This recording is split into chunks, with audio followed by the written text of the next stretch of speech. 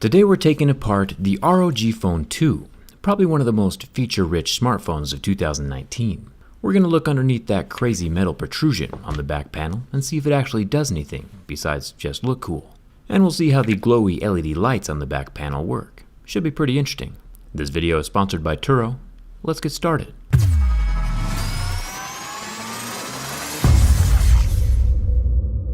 So last year, when I took apart the ROG One, this metal contraption felt more like decoration than anything else. This year, my razor blade can slide underneath the growth, so we know that it's not a built-in part of the frame, but it's also still connected underneath the back glass. So I'll have to break out my trusted heat gun to remove the glass before getting to the metal chunk. The adhesive holding down the rear glass panel with its colorful accent lines can be warmed up and cut away with my suction cup and razor blade. Working my way around the hard angles of the metal vent is fairly complicated. Glued shut phones are never the easiest to take apart.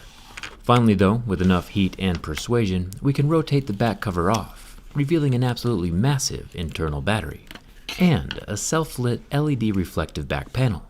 The lights inside the ROG 2 aren't deflected from separate LEDs. The LEDs are actually built into the reflector itself. Much better design than last year's ROG 1 that had the LEDs off to the side, shooting into a white piece of plastic. This new method is much more efficient and more secure.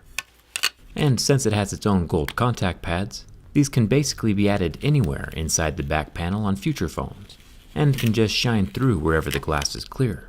So let's cross our fingers for even more lights in the future. It's nice to see that the RGB lighting on gaming smartphones is improving. Asus is really shaking things up. Speaking of brands that are shaking things up, huge thanks to Turo for sponsoring this video. Turo is a car sharing service that has vehicles in more than 5,000 cities across the US, Canada, Germany, and the UK. It's just like renting a car, but way easier. And the price, on average, is usually 30% less than a normal car rental service. There are some pretty nice cars on here as well. Turo has 24/7 customer support and roadside assistance, and you also have access to insurance through the Turo Insurance Agency. Personally, I'm eyeing these Teslas that I can rent all day for super cheap. Turo can be accessed via the web or by downloading the app for iPhone or Android. Use the link in the description along with the discount code RIG15 for $15 off your first trip. If you need a truck to move something or just want to try out a Tesla for the first time, or maybe just need a cheap car to get around while you're traveling, Turo is pretty simple, and you can even rent out your own vehicle to make some extra cash. I'll leave the link in the description if you want to learn more and get that $15 off. And thanks to Turo for sponsoring this video. To get deeper inside the ROG Phone 2, we gotta remove the 8 screws holding down the bottom plastics, and the 5 screws holding down the top plastics. You would think at this point, when those screws are off, that the back panel could come away from the phone, but it turns out there are 2 more screws hidden underneath the metal vent. And since the glass is now off, I can slice underneath that metal vent and remove it from the frame. This guy is its own little unit, stuck to the phone with adhesive, and it is hollow inside. The underside of the hump is made from plastic, with only a very thin outer metal shell, about as thick as a pop can. The metal hump itself definitely does not provide any active thermal cooling. The tiny copper grill, however, does have a direct opening to inside the phone, which from a water resistance perspective is a nightmare. But once again, there is no direct contact with anything on the motherboard. The tiny vent just allows passive heat dissipation for any heat that happens to radiate through the air off the motherboard itself. Let's just say this thing looks more impressive from the outside than the inside, at least this time around. We'll see if there's any more copper cooling on the underside of the motherboard in just a second. Let's go deeper. The massive battery is plugged into the center of the motherboard. I'll unsnap that like a little Lego, and then I'll make my way down to the 3 small ribbon cables at the bottom of the motherboard. This phone does not have any wireless charging or water resistance, which might be deal breakers to some, but it does have a headphone jack, which are getting pretty rare these days. This tiny little daughter board also comes soldered together with the lower vibration motor. There are 2 vibrators in this phone. We'll find the other one in just a second. I'll remove the dual SIM card tray, and then lucky for us, Asus has added a magical pull tab underneath the battery.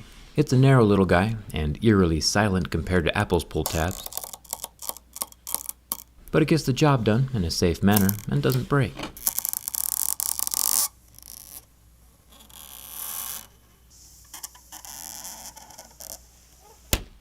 There is a bit of gentle adhesive on the far side of the battery, but nothing that's super dangerous. This is a 6,000 mAh lithium polymer battery pack, which is the largest we've seen inside of a cell phone all year. And check out what's underneath the battery, a solid wall of copper. Now we're talking. This is where the real cooling happens. This is an underscreen vapor chamber. We've run into a few of these in the past.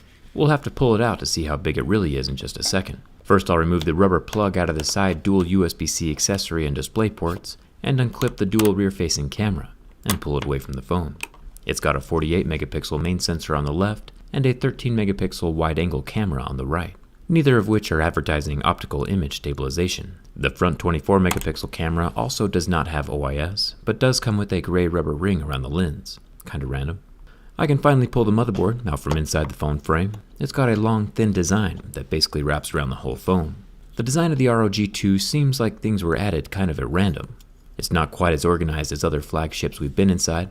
It does have thermal paste between the processor and the massive internal heatsink. The little copper square that touches the processor is located up near the top small circle vibrator.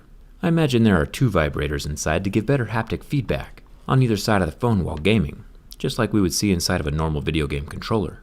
The top and bottom stereo speakers are also a bit different. The top speaker is much smaller, and the bottom speaker doesn't appear to have any balls inside like we saw inside the Galaxy Fold.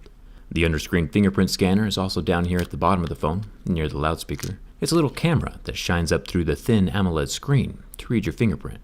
Now, normally we do try to keep these phones in working condition. I like putting them back together, but this particular design puts the copper vapor chamber between the frame of the phone and the screen. Because that AMOLED panel is so thin, the ROG 2 uses that to its advantage, to allow heat to escape out the front of the phone, which is pretty smart, except that the only way for us to see it is by removing the screen, and removing the screen breaks the screen. Screen removals are usually only performed when the screen is already broken. The ROG Phone 2 has a large 6.6-inch 1080p display, but the thing that makes it special is the 120Hz refresh rate. It shows images twice as fast as normal phones do. And yeah, cracking a 120Hz display hurts me a little bit on the inside. But at least now we get to see what we came here for.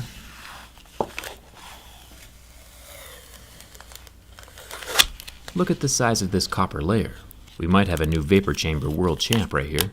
This looks larger than even the Razer Phone 2 vapor chamber.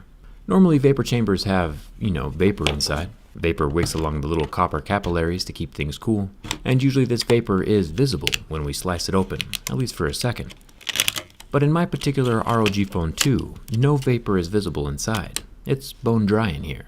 But even without liquid, it's still a substantially large heatsink, and copper does a good job of dissipating heat all on its own.